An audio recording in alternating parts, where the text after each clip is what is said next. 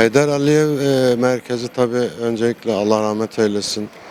Özellikle Türk dünyası ve Azerbaycan için büyük bir insandı. Azerbaycan'a gelmek, özellikle Bakü'ye gelmek bizim için büyük bir keyif. Ve her geldiğimde Bakü'nün daha bir güzelleştiğini görüyorum.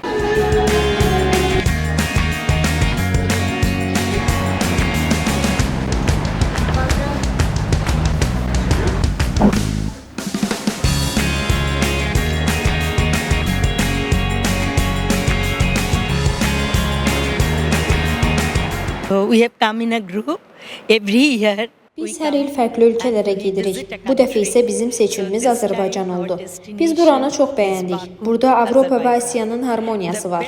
Özümüz Asiyadan olduğumuz üçün diqqətimizi daha çox Asiya tərəfi çəkdi. Hazırda olduğumuz muzey fərqli və izah olunmaz dərəcədə göz oxşayandır. Mənə elə gəlir ki, hər kəs heç olmasa ömründə bir dəfə Azərbaycana gəlməlidir.